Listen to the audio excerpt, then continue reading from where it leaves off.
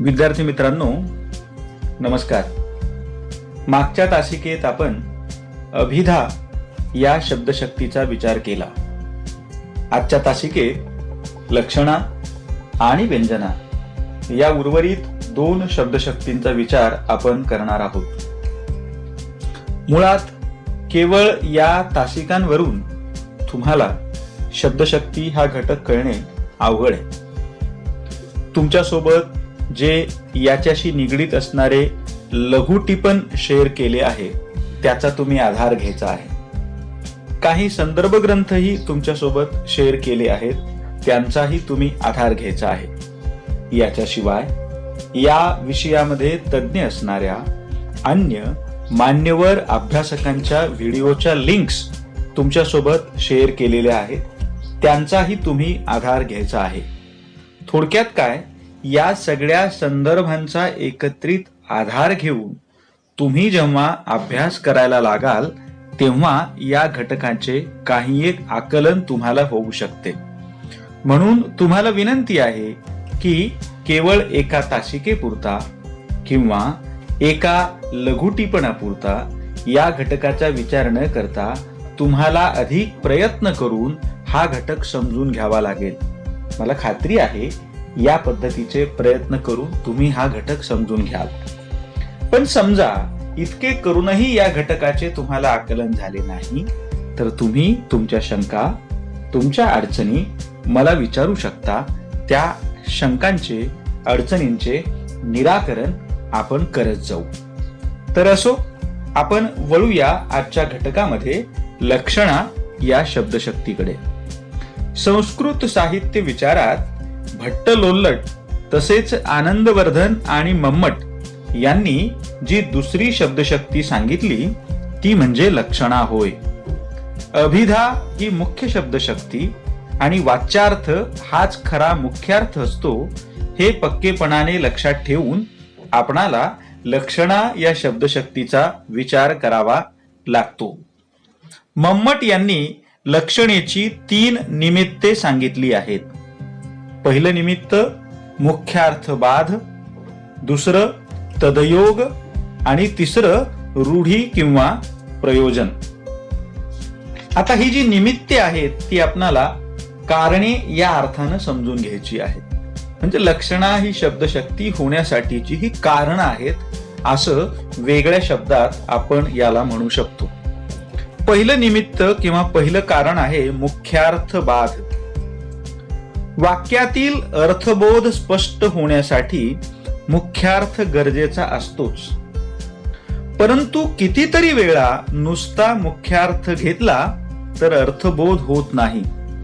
अशा वेळी मुख्यार्थाला बाधित करून किंवा दुसऱ्या शब्दात त्याला बाजूला सारून वेगळा अर्थ घ्यावा लागतो. हा अर्थ म्हणजे लक्षार्थ आणि ही क्रिया म्हणजे मुख्यार्थ बाध होय. जसं की आपण बघितलं, वाच्यार्थ किंवा मुख्यार्थ हा व्यवहारामध्ये वापरला जाणारा अर्थ असतो. पण एका शब्दाला एकच अर्थ या पद्धतीनं जर व्यवहार सीमित ठेवला तर भाषेची मजा निघून जाईल. इतकंच कशाला, व्यवहारामध्ये ज्या शब्दाच्या माध्यमातून अनेक गोष्टी घडवायच्या आहेत त्या घडूच शकणार नाहीत. यासाठी मुख्यार्थाला बाध येणं, मुख्यार्थाला बाधा येणं ही गरजेची गोष्ट आहे. यामुळेच लक्षणेचं पहिलं निमित्त हे मुख्यार्थाला बाध येण्याचं आहे. एक उदाहरण घेऊ आपण म्हणजे कळेल. उदाहरण हे फार प्रचलित असणारं उदाहरण आहे. अनेक संदर्भ ग्रंथामध्ये तुम्हाला हेच उदाहरण सापडेल. कळायलाही सोपं आहे. आपणही तेच उदाहरण घेऊ. उदाहरण आहे, घरावरून हत्ती गेला. इथे घरावरून म्हणत असताना जर आपली प्रत्यक्ष तासिका सुरू राहिली असती तर मी तुम्हाला वरून हा जो शब्द आहे तो अधोरेखित केला असता. घरावरून हत्ती गेला. प्रस्तुत वाक्याचा बोध होण्यासाठी घरावरून या शब्दाचा जो मुख्यार्थ आहे ना तो मुख्यार्थ आपण पहिल्यांदा लक्षात घेऊ. घरावरून हत्ती गेला. आता कुणाच्याही घराच्या वरून असा हत्ती चालत जातो का? हत्ती चालत जाऊ शकतो का घरावरून? म्हणजे तो आला दारात, दारावरून नंतर मग तो चढला, नंतर पुन्हा तो छतावर गेला, छतावरून पुन्हा तो आणखीन पुढे गेला आणि पुढून मग नंतर उतरून रस्त्याला लागला आणि पुढे निघून गेला. तुम्ही म्हणाल हत्ती आहे का स्पायडरमॅन आहे या पद्धतीनं चालत जायला? स्वाभाविक आहे. घरावरून हत्ती गेला या वाक्यामध्ये मी आता जी क्रिया सांगितली ती क्रिया अपेक्षित नाहीये, ते घडत नाहीये. तुम्हाला माहितीये की या वाक्याचा अर्थ असा नाहीये. मग घरावरून म्हणजे कुठे? तर इथं घरावरून याचा जो मुख्य अर्थ आहे घराच्या वरून, हा आपणाला थांबवावा लागतो, थोपवावा लागतो, बाधित करावा लागतो. याला म्हणायचं मुख्यार्थ बाध. हा अर्थ जर आपण घेतला तर कसा गोंधळ होतो? आता आपण जसं बघितलं तसा गोंधळ होतो.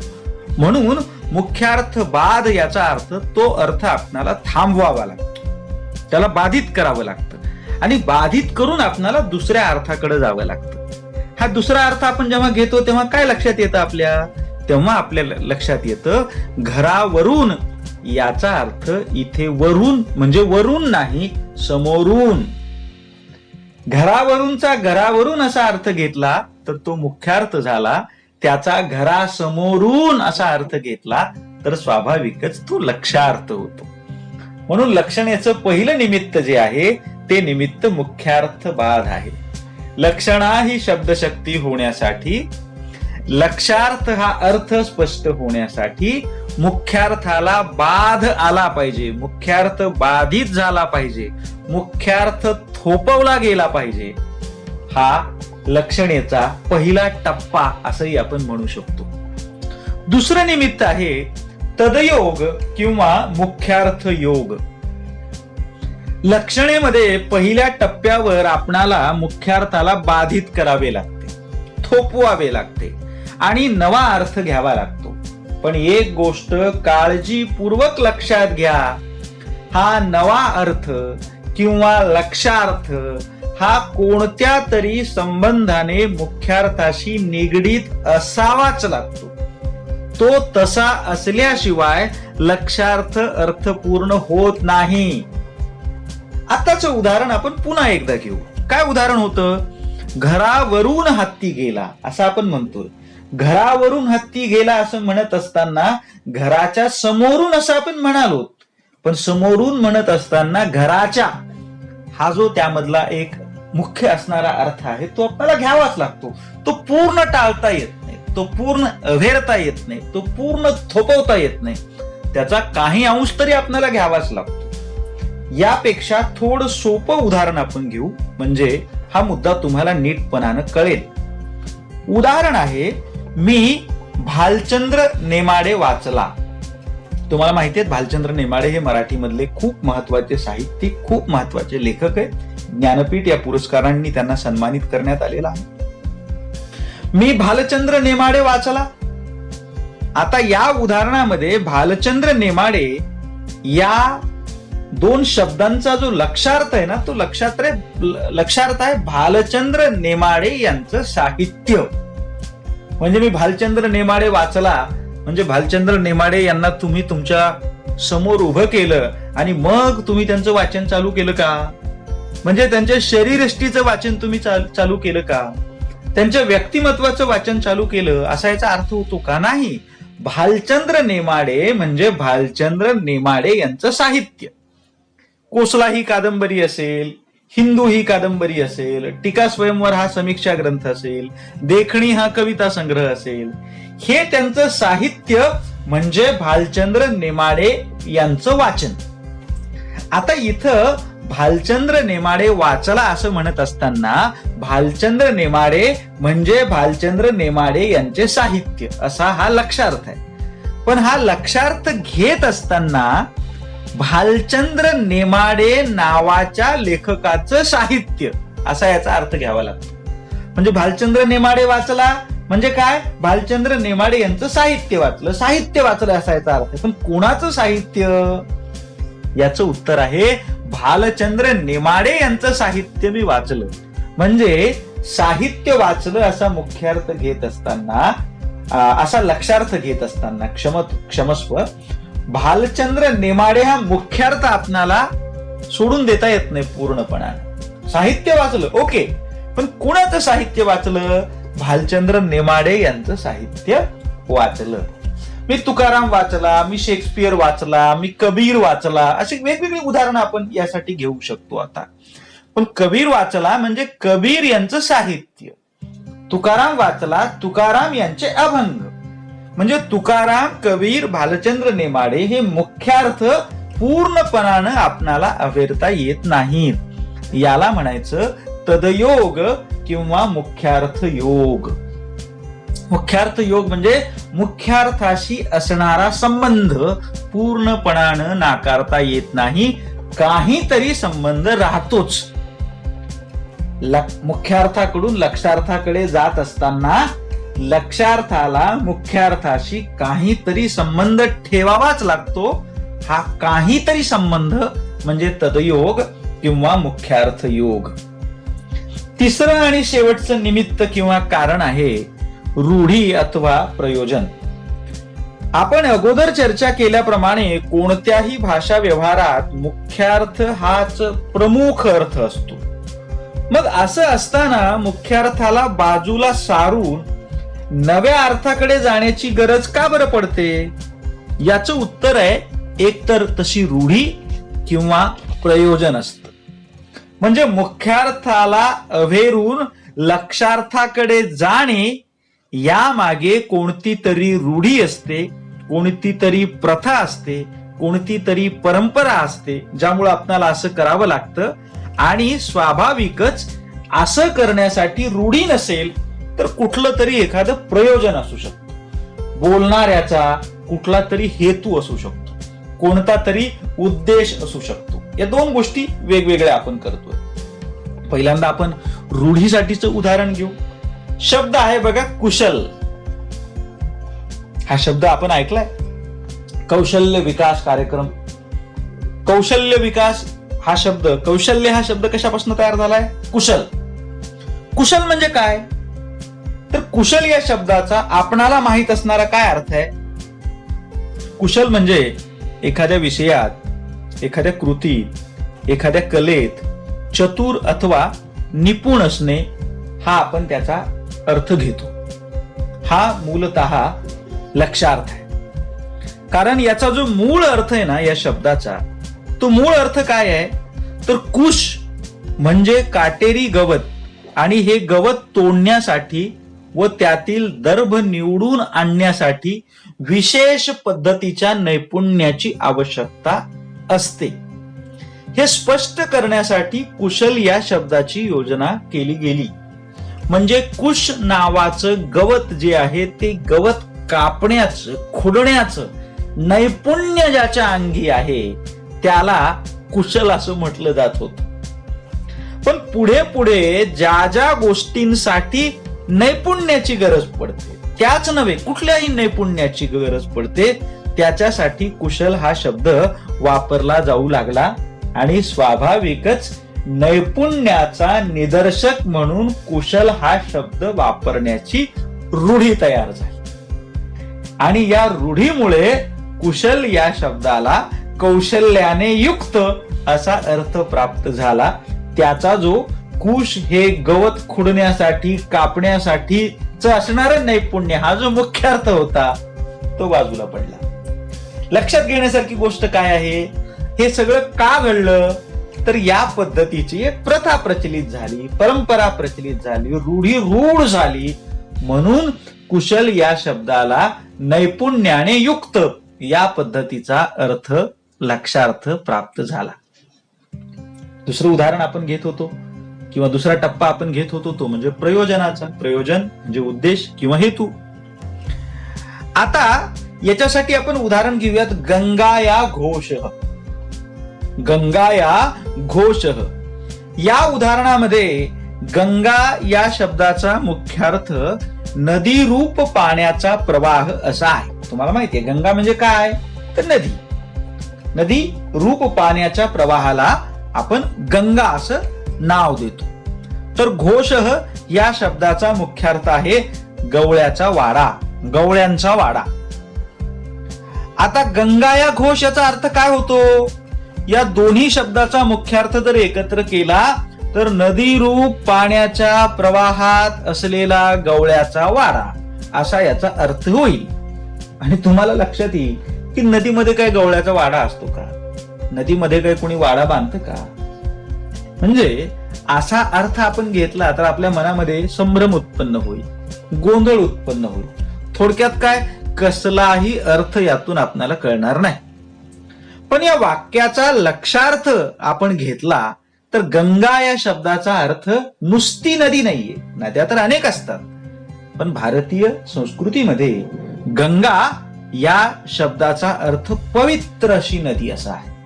गंगा म्हणजे पवित्र नदी आणि घोष याचा अर्थ पावित्र्याच्या सानिध्यात असलेली गवळ्यांची वास्तू. त्या पावित्र्याच्या सानिध्यामध्ये म्हणजे गंगा या नदीच्या पावित्र्याच्या सानिध्यामध्ये जी काही गवळ्यांची वास्तू आहे, वाडा आहे, याला गंगाया घोष असं म्हटलेलं आहे. म्हणजे गंगाया घोष या वाक्याचा उपयोग करायचं ठरवलं तर अशा वाक्यरचनेमागील प्रयोजन जोपर्यंत आपण लक्षात घेत नाही, गंगा, पावित्र्य, त्याच्यानंतर गवळ्यांची वास्तू, त्या पावित्र्याच्या वातावरणाने भारलेली गवळ्यांची वास्तू, असा जोपर्यंत उद्देश आपण त्याच्या पाठीमागचा लक्षात घेत नाही, प्रयोजन आपण लक्षात घेत नाही, तोपर्यंत याचा नेमका अर्थ आपल्या लक्षात येत नाही. इथे गंगा हा शब्द घेण्यामागे ती नदी भारतीय परंपरेमध्ये पवित्र मानली जाणे आणि घोष हा शब्द घेण्यामागे श्रीकृष्णाच्या सानिध्यात असलेल्या गवळ्यांची वास्तू, हे प्रयोजन जोपर्यंत आपण लक्षात घेत नाहीत नीटपणाने, तोपर्यंत हा लक्षार्थ स्पष्ट होत नाही. म्हणजे अगोदर कुशल या शब्दाच्या बाबतीमध्ये रूढी किंवा परंपरा आणि गंगा या घोष या बाबतीमध्ये प्रयोजन किंवा उद्देश, ही गोष्ट आपल्याला लक्षात घ्यावी लागते. मित्रांनो, मुख्यार्थाकडून लक्षार्थाकडे जात असतानाचे हे 3 थांबे आहेत, हे 3 स्टॉप आहेत. हे नीट लक्षात घेतले पाहिजे. 3 निमित्त आहेत, 3 कारण आहेत. मुख्यार्थ बाध, मुख्यार्थ योग आणि रूढी अथवा प्रयोजन. आता आपण वळूयात लक्षणेच्या प्रकाराकडे. लक्षणा ही शब्दशक्ती मुख्यार्थ आणि लक्षार्थ या दोन्हीतील संबंधावर, रिलेशनशिपवर अवलंबून असते.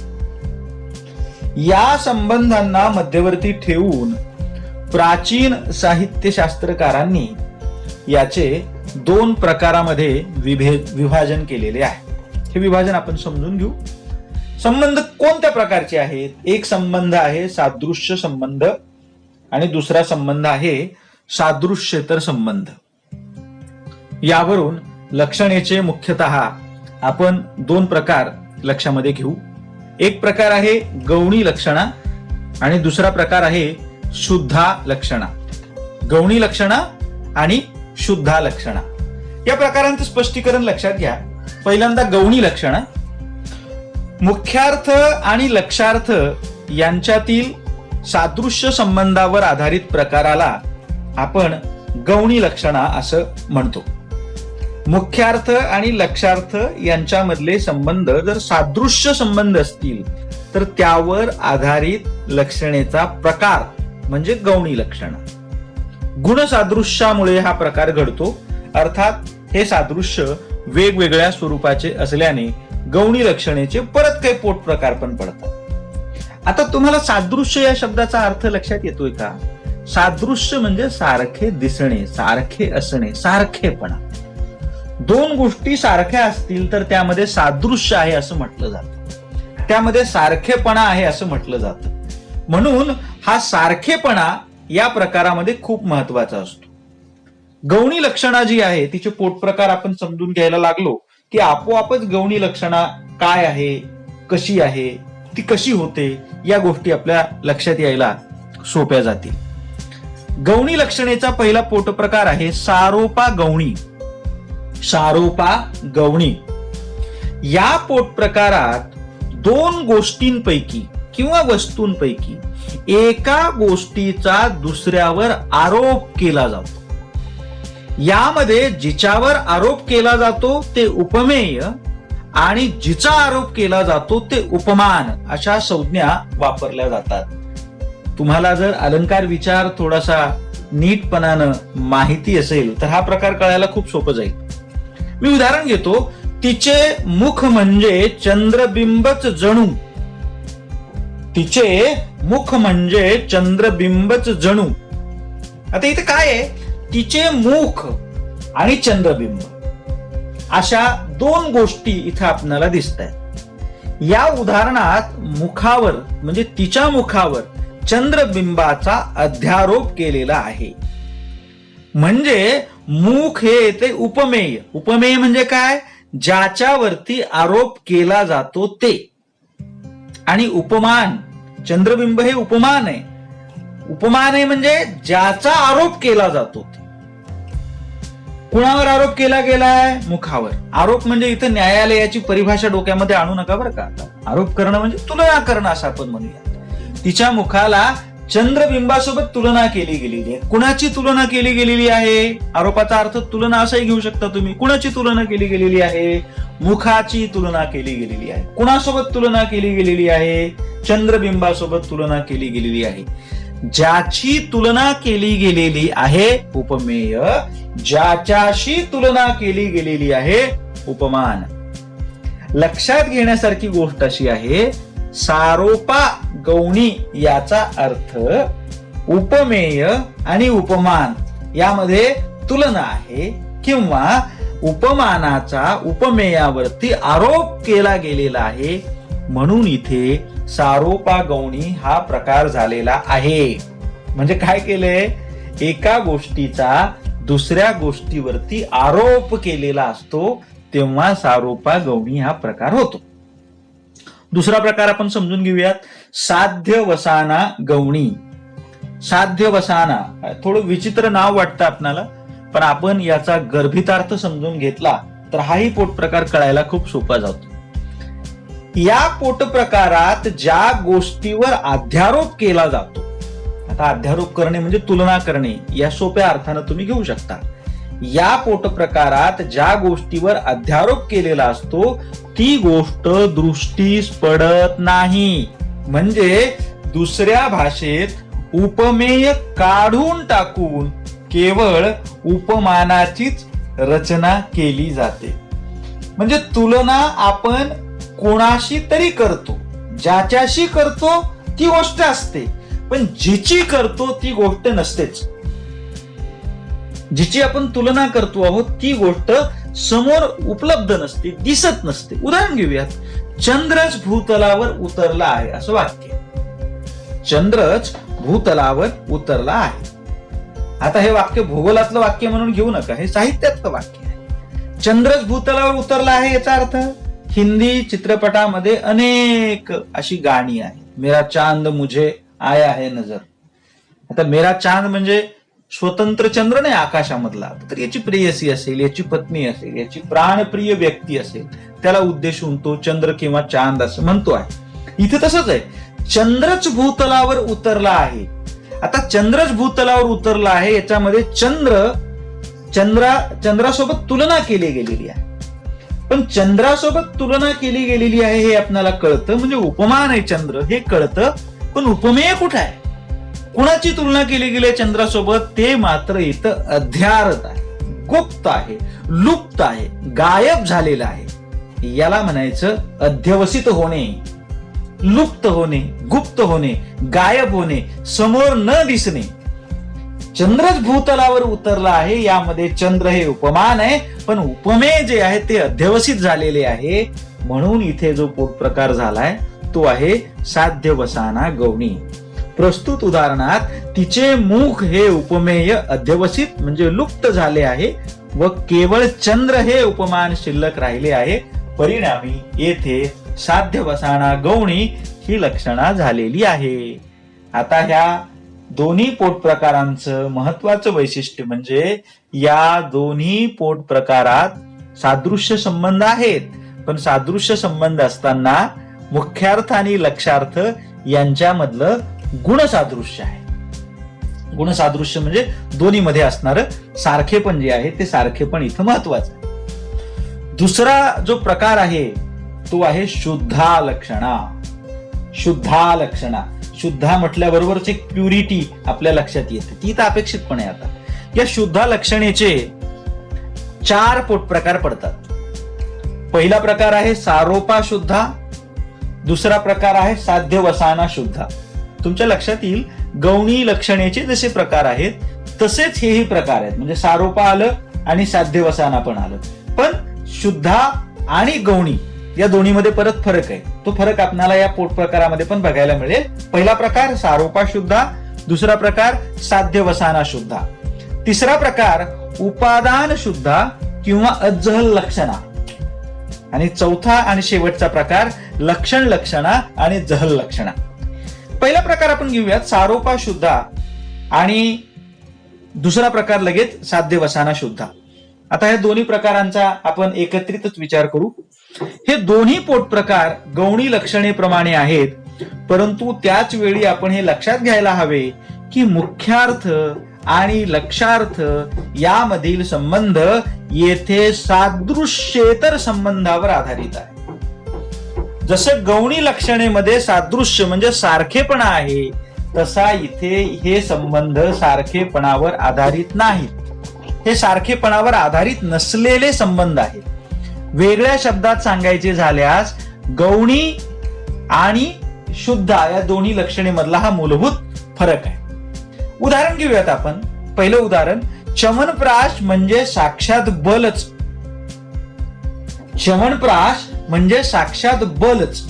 आता तुमच्या लक्षात येईल हे तिचे मुख म्हणजे चंद्रबिंबच जणू आणि च्यवनप्राश म्हणजे साक्षात बलच, ही दोन्ही उदाहरणं सारखीच आहेत. पण फरक काय याच्यामध्ये? या उदाहरणामध्ये च्यवनप्राश हे उपमेय आहे, तर बल हे उपमान आहे. च्यवनप्राशाची जी तुलना आहे ती तुलना बलासोबत केली आहे, किंवा दुसऱ्या शब्दामध्ये जे बल आहे ते बल च्यवनप्राशावरती आपण आरोपित केलेलं आहे, हे कबूल. पण च्यवनप्राश हे बल निर्मितीचे कारण, तर बल हे च्यवनप्राशच्या आधारावर कारणावर घडून येणारा परिणाम या स्वरूपाचं कार्य आहे. म्हणजे या दोन्हीतील संबंध हे सादृश्यावर आधारलेले नाहीत, ते सादृश्याशिवाय अन्य कशावर तरी आधारलेले आहेत. आणि अन्य कशावर तरी म्हणजे कशावर? तर याचं उत्तर आहे इथे या उदाहरणात ते कार्यकारण भावावर आधारलेले आहेत. कार्य काय आहे? बल निर्मिती. कारण काय आहे? च्यवनप्राश. म्हणजे च्यवनप्राश खाल्ल्याच्या नंतर माणूस बलवान होतो. म्हणून च्यवनप्राश म्हणजे दुसरं तिसरं काहीच नाहीये, तर ती साक्षात बलाचीच एक व्याख्या आहे किंवा बलाचंच एक प्रतीक आहे. च्यवनप्राश म्हणजे बलाचं एक प्रतीक आहे. म्हणजे इथं बल हे परिणाम आहे आणि च्यवनप्राश जे आहे ते परिणामामागचं कारण आहे. याला आपण कार्यकारण भाव असं म्हणालो. म्हणजे या ठिकाणी मुख्यार्थामधले आणि लक्षार्थामधले जे संबंध आहेत ते सादृश्यावर नाही, कार्यकारण भावावर आधारलेले आहेत. हे झालं उदाहरण सारोपा शुद्धा या पोट प्रकाराचं. आता दुसरा पोट प्रकार आहे साध्य वसाना शुद्धा. इथं बघा काय आहे. आता याच्यासाठीचं उदाहरण आहे, तो साक्षात बलसेवनच करीत आहे. या उदाहरणात च्यवनप्राश हे उपमेय काढून टाकलंय किंवा लुप्त झालंय आणि बलसेवन हे उपमान तेवढं शिल्लक आहे. म्हणजे उपमेय हे अध्यवसित झालंय, ते लुप्त झालंय आणि उपमान तेवढं अबाधित आहे. म्हणून हा जो पोट प्रकार आहे त्याचं नाव आहे साध्य वसाना शुद्धा. थोडं आठवून बघा, साक्षात चंद्रच भूतलावर उतरला आहे. या पद्धतीचं जे उदाहरण आपण घेतलं होतं, या उदाहरणामध्ये ती किंवा तिचे मुख हे जे उपमेय आहे ते लुप्त झालं होतं. इथं काय लुप्त झालेलं आहे? च्यवनप्राश दिसतच नाही आपणाला. इथं च्यवनप्राश हे जे उपमेय आहे ज्याच्याशी बलाची आपल्याला तुलना करायची आहे ते इथं लुप्त झालंय आणि वाक्य काय आहे? तो साक्षात बलसेवन करीत आहे. म्हणजेच इथे च्यवनप्राश हे उपमेय अध्यवसित होणे, लुप्त होणे ही क्रिया घडलेली आहे. अध्यवसित होणे ही क्रिया घडलेली आहे. म्हणून हा जो पोट प्रकार आहे या पोट प्रकाराला साध्य वसाना शुद्धा असं नाव आहे, असं नामाभिधान दिलेलं आहे. तिसरा पोट प्रकार आहे उपादान शुद्धा किंवा अज्जहल लक्षणा. या प्रकारात शब्दाचा मुख्यार्थ हा लक्षार्थामध्येच समाविष्ट असतो. तसेच मुख्यार्थ बाधानंतरही तो पूर्णपणाने नाहीसा होत नाही.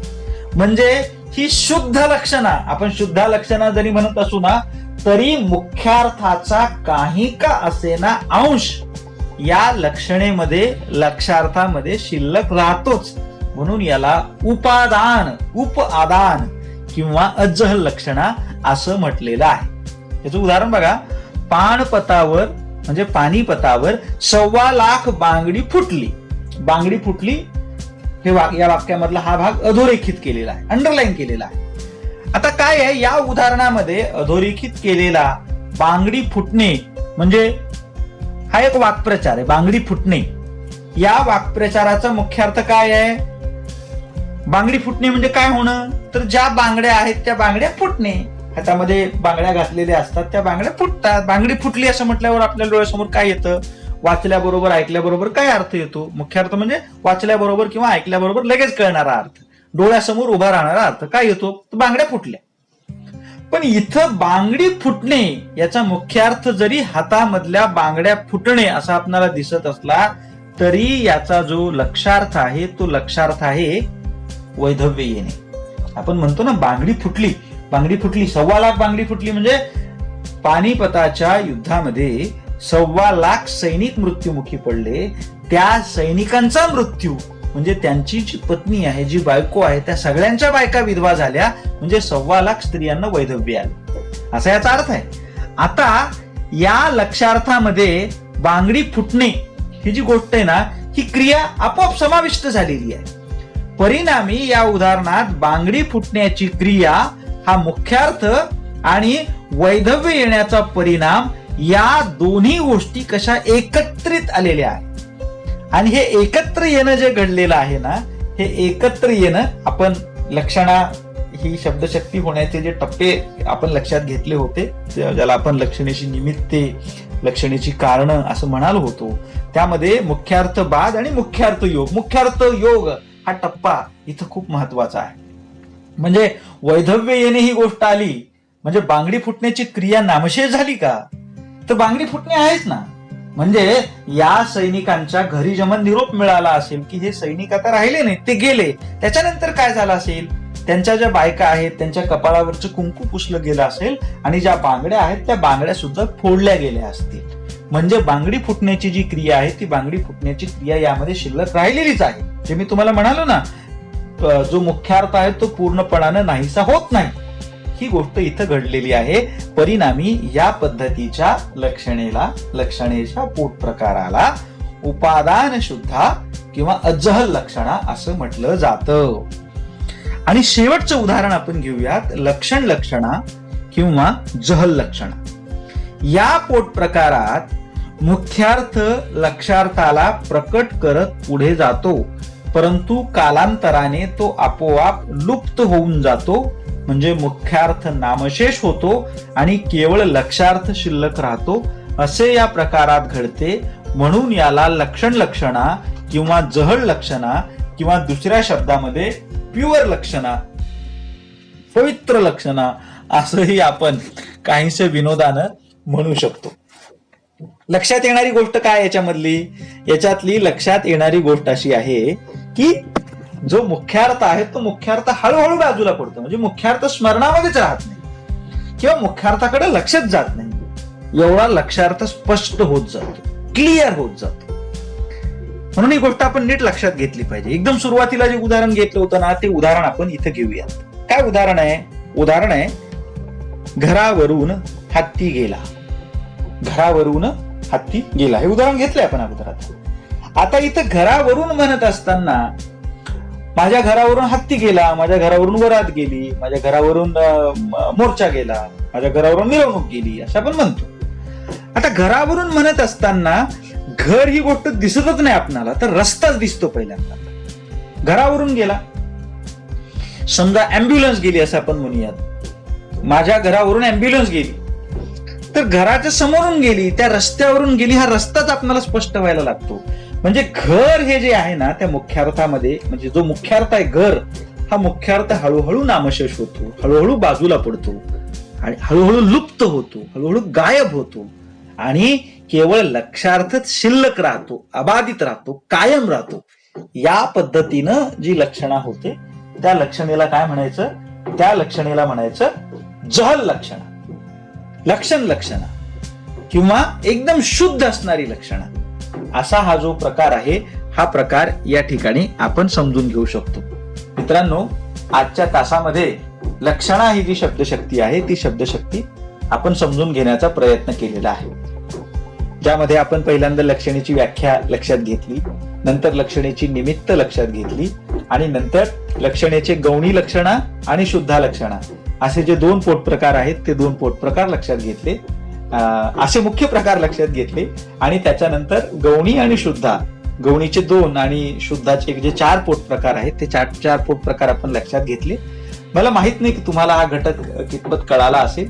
हा घटक कळावा याच्यासाठी व्यक्तिशः तुम्हाला खूप प्रयत्न करावे लागतील. तरी काही अडचणी तुम्हाला आल्या तरी आपण त्या अडचणींचं निराकरण करण्याचा प्रयत्न करूयात. धन्यवाद.